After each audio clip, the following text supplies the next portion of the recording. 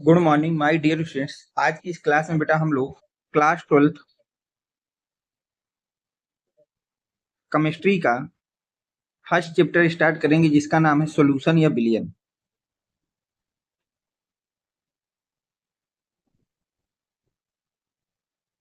First chapter start करेंगे बेटा जो कि आपका क्या है, सॉल्यूशन, जिसको हम लोग हिंदी में बोलते हैं बेटा विलयन।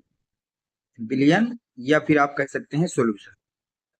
अब देखिए, इस चैप्टर को स्टार्ट करने से पहले मैं ये बता दे रहा हूँ बेटा कि इस वीडियो सीरीज को अगर आप पूरी कंप्लीट देख ले रहे हैं तो आपको क्लास 12th के बिलियन चैप्टर में किसी भी तरह की कोई प्रॉब्लम नहीं होगी, चाहे वो आपकी न्यूमेरिकल से रिलेटेड प्रॉब्लम हो,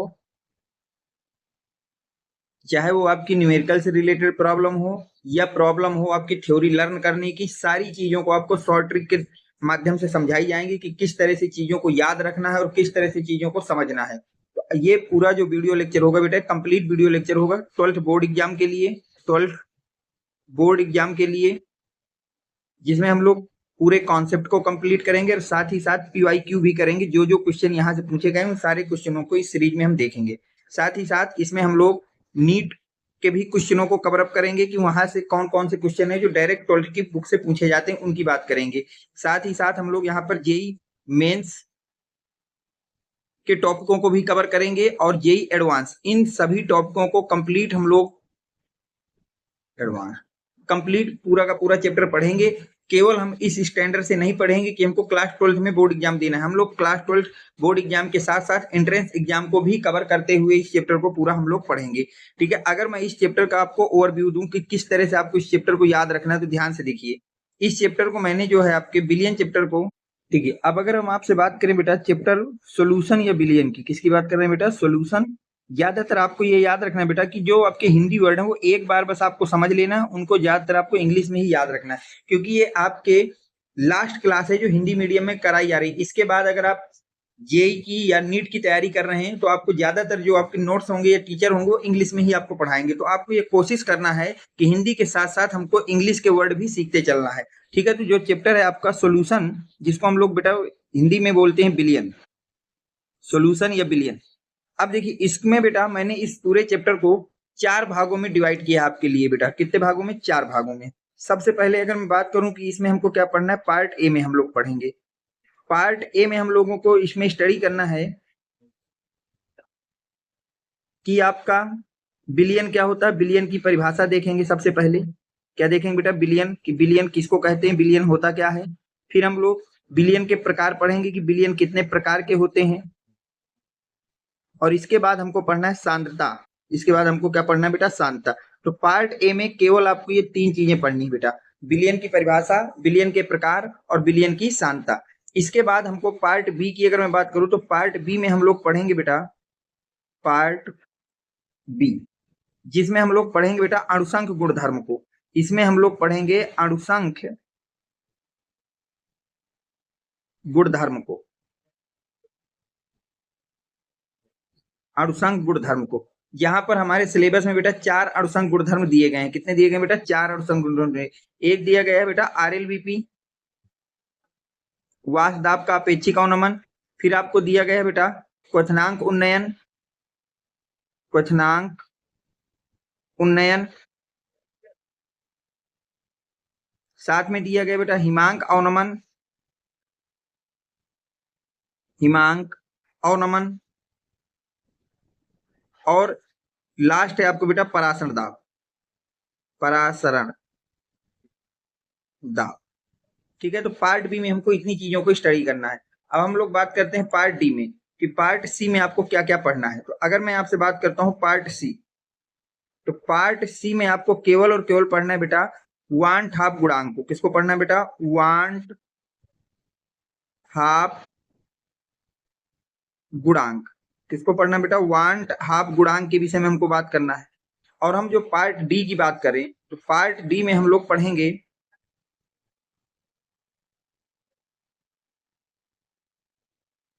पार्ट डी, तो इसमें हमको पढ़ना है बेटा वाष्प दाब, वाष्प दाब। ठीक, और लास्ट पार्ट हम लोग बात करें पार्ट ई, इस चैप्टर को हम लोग कई पार्ट में डिवाइड करेंगे ताकि आपको जो थ्योरी रिवीजन करना हो तो आपको बहुत भारी भरकम चैप्टर ना लगे, उसको छोटे छोटे पार्ट में मैंने डिवाइड कर रखा है। और इसमें हम लोग पढ़ेंगे बेटा विलेता। तो इस तरह से आपका चैप्टर को डिजाइन किया है मैंने, इस तरह से पार्ट वाइज पार्ट डिवाइड करके आपको दिया है कि जो सॉल्यूशन चैप्टर है आपका, ये बिलियन चैप्टर है, उसको हमको 5 पार्ट में डिवाइड करके स्टडी करना है। पार्ट ए में हमको पढ़ना है बिलियन के प्रकार और उसके सांता के कौन कौन से टर्म होते हैं, इसके विषय में बात करना है। पार्ट बी में हम लोग बात करेंगे अणुसंघ गुणधर्म की कि आरएलबीपी क्या होता है, क्वथनांक में उन्नयन क्या होता है, हिमांक में अवनमन क्या होता है, परासरण दाब क्या होता है। पार्ट सी में हम लोग बात करेंगे वान-ठाप गुणांक की, वान-ठाप गुणांक क्या होता है, इसको विस्तृत नॉलेज रखेंगे। फिर हमको पढ़ना है पार्ट डी में बेटा वाष्प दाब के विषय में, और पार्ट ई में हमको पढ़ना है विलेयता के विषय में। अगर हम लोग बोर्ड के पॉइंट ऑफ व्यू से देखें कि किस पार्ट से कितने मार्क्स के क्वेश्चन पूछे जाते हैं, तो एक आप यहाँ से पार्ट ए से 2 मार्क्स का क्वेश्चन फिक्स मानिए, वो चाहे जहां से पूछे, तो बिलियन की प्रकार से पूछेगा या सांता से पूछेगा। आरएलबीपी से एक बिल्कुल क्वेश्चन फिक्स मानिए कि 4 मार्क्स का एक क्वेश्चन आना ही आना है। आरएलबीपी से अणुसंघ गुणधर्म से एक क्वेश्चन आना ही आना है, 4 मार्क्स का, यहां से भी फिक्स मानिए। अब आपके ये बचे 3 पार्ट, इन 3 में से एक पार्ट से बेटा 2 मार्क्स का क्वेश्चन आना ही आना है। तो अप्रोक्सीमेट अगर हम बिलियन चैप्टर की बात करें तो ये चैप्टर हमारा बेटा होता है मिनिमम 8 to 10 मार्क्स के क्वेश्चन यहाँ से पूछे जाते हैं। 8 मार्क्स से लेके 10 मार्क्स के बीच में पूछे जाते हैं। यहाँ पर आपके पार्ट ए से 2 मार्क्स का क्वेश्चन बिल्कुल फिक्स है कि पूछा ही पूछा जाएगा। पार्ट बी से 4 मार्क्स का क्वेश्चन बिल्कुल फिक्स है कि इनमें से इन 4 में से कोई ना कोई क्वेश्चन जरूर पूछेगा। अब पार्ट सी, पार्ट डी और पार्ट ई, इन तीनों को मिला करके एक क्वेश्चन 2 से 4 नंबर का बनाता है, वो कहीं से भी पूछ सकता है। तो अब हम लोग एक एक चीजों की बात करते हैं। सबसे पहले हमको पढ़ना है बेटा पार्ट ए की विषय में बात करते हैं। किसमें बात करते हैं बेटा हम लोग? Part A. ध्यान से देखिए बेटा,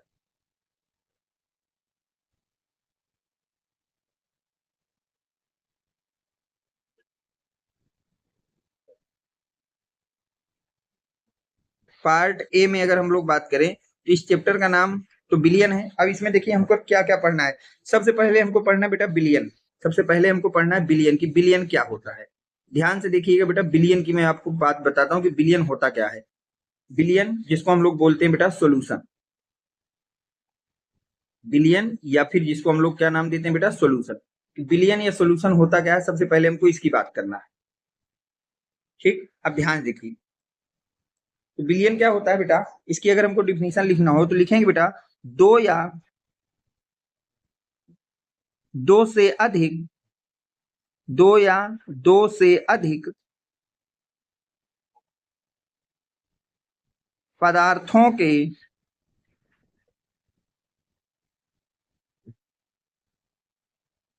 समांगी मिश्रण को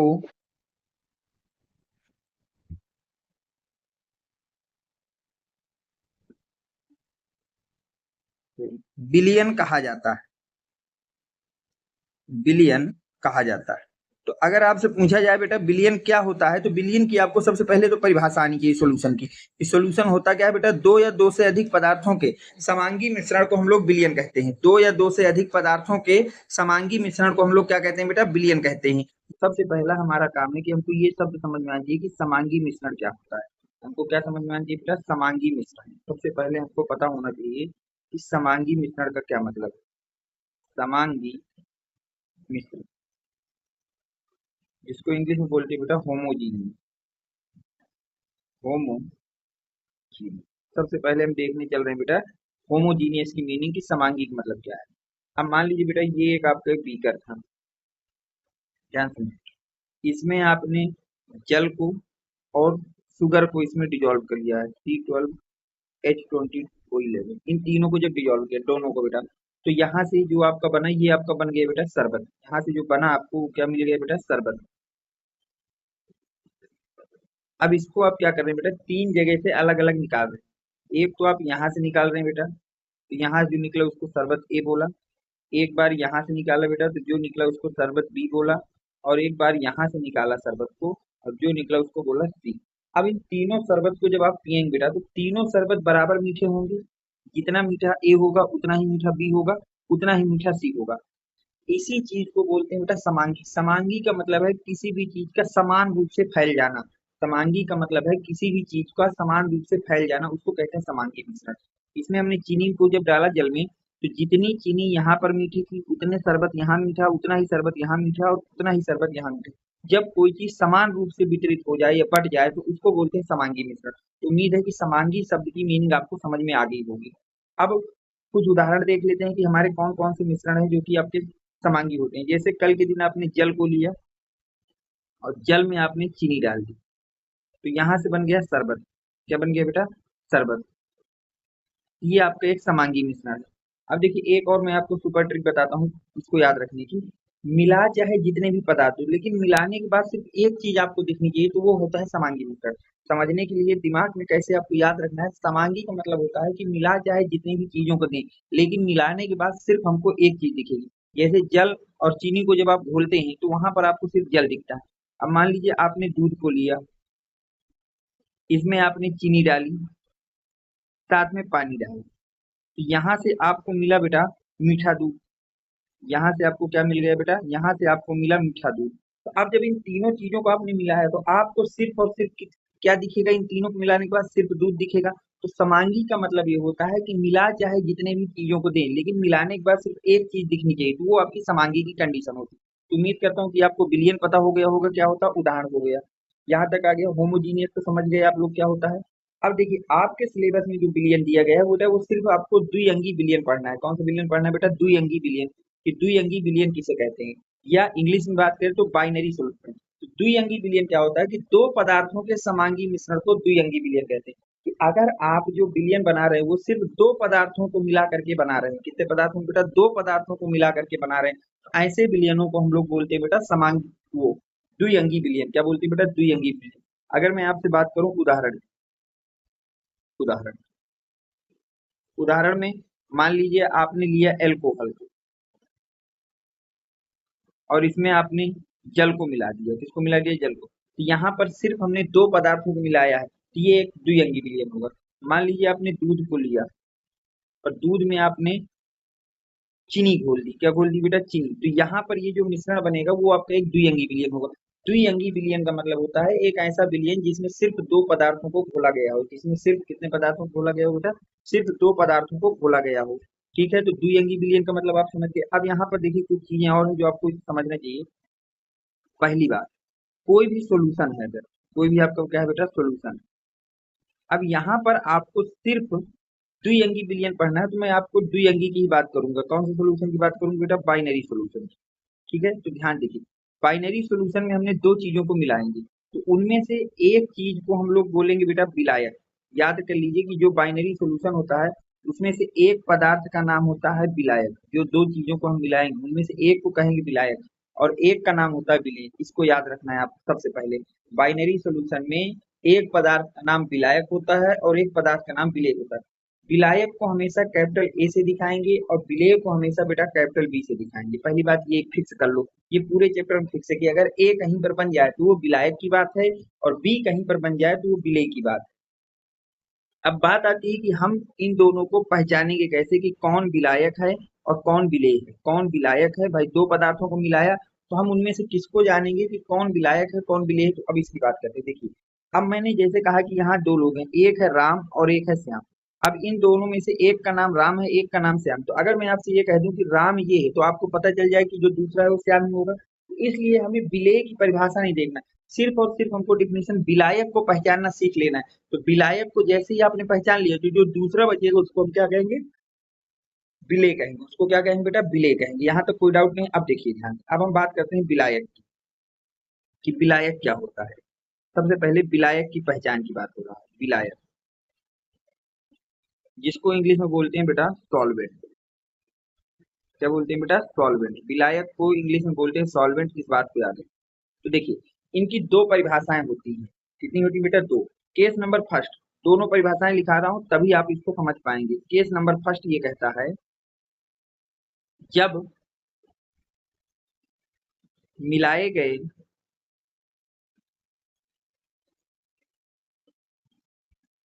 पदार्थों की भौतिक अवस्थाएं, भौतिक अवस्थाएं अलग अलग हों, तो पहला केस है बेटा विलायक पहचानने का कि अगर जितने भी हमने पदार्थ मिलाए हैं, जो दो पदार्थ मिलाए हैं, उन दोनों की अगर भौतिक अवस्थाएं अलग अलग हैं, दोनों की भौतिक अवस्थाएं कैसे हैं, अलग अलग, तो आप विलायक कैसे पहचानेंगे? तो लिखेंगे हम लोग बेटा, मिलाए गए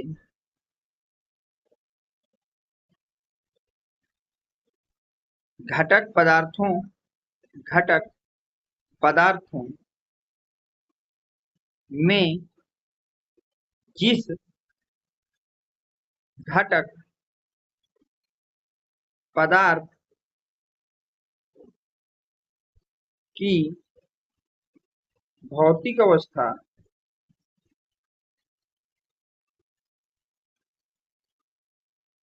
विलयन जैसी भौतिक अवस्था विलयन के भौतिक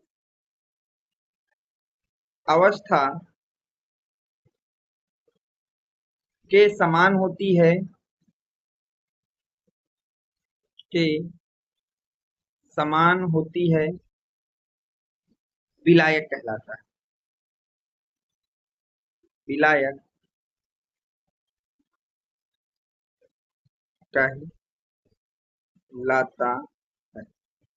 अब ध्यान से देखिए, सबसे पहली परिभाषा क्या है कि अगर आपने जो दो पदार्थों को मिलाए हैं, उन दोनों की भौतिक अवस्थाएं अलग अलग हैं, तो विलायक पहचानने की विधि ये कहती है बेटा कि मिलाए गए घटक पदार्थों में जिस भी घटक पदार्थ की भौतिक अवस्था विलयन की भौतिक अवस्था जैसी होगी, उसे हम विलायक कहेंगे। उसे हम क्या कहेंगे बेटा? विलायक कहेंगे। जैसे कि एग्जाम्पल के लिए बात करते हैं, तो मान लीजिए आपने बेटा जल को लिया और इसमें आपने डाल दी बेटा चीनी, तो यहाँ से आपको मिलेगा बेटा शरबत। तो ध्यान से देखिए, यहाँ पर जो जल होता है बेटा वो लिक्विड अवस्था में होता है, चीनी सॉलिड अवस्था में होती है, शरबत लिक्विड अवस्था में होती है। तो उसने कहा है कि अगर मिलाए गए पदार्थों की भौतिक अवस्थाएं अलग अलग है, जैसे जल लिक्विड है और दूसरा चीज मिलाया है चीनी, तो वो सॉलिड है, तो उनमें से जिस पदार्थ की भौतिक अवस्था विलयन के जैसी होगी, तो इनमें से किसकी भौतिक अवस्था विलयन के जैसी? जल की। तो जल को हम कह देंगे कि जल एक हमारा विलायक है। तो यहाँ से जल हमारा क्या हो गया बेटा? विलायक। बस ये बोला गया। जैसे कल के दिन एक और एग्जाम्पल की बात करें, तो हमने दूध को लिया और उसमें हमने डाल दिया बेटा चीनी, यहाँ से मिला हमको मीठा दूध। यहाँ से हमको क्या मिल गया बेटा? मीठा दूध। अब ध्यान से देखिए, यहाँ पर दूध हमारा लिक्विड होता है, चीनी हमारी सॉलिड होती है, मीठा दूध हमारा लिक्विड होता है। तो ध्यान से देखें यहाँ पर, तो दूध की भौतिक अवस्था विलयन की जैसी है, तो यहाँ पर दूध किसका काम करेगा बेटा? विलायक का काम करेगा। यहाँ पर दूध किसका काम करेगा? विलायक का। तो पहली परिभाषा ये कहती है कि अगर मिलाए गए पदार्थों में दोनों पदार्थों की या जितने भी पदार्थ आपने मिलाए हैं उनकी भौतिक अवस्थाएं अलग अलग हैं, तो जिस भी पदार्थ की भौतिक अवस्था विलयन की भौतिक अवस्था की जैसी होगी उसे हम विलायक कहेंगे। उसे हम क्या कहेंगे बेटा? विलायक कहेंगे। ये पहली परिभाषा है। अब हम बात करते हैं बेटा case two. Case two case two case two क्या कहता है? केस टू कहता है यदि मिलाए गए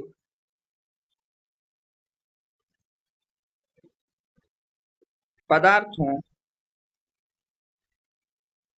की भौतिक अवस्थाएं भौतिक अवस्थाएं समान हों,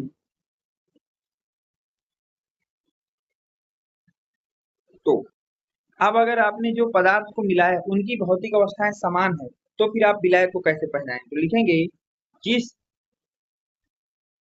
घटक पदार्थ की मात्रा ज्यादा होती है ज्यादा होती है उसे विलायक कहा जाता है।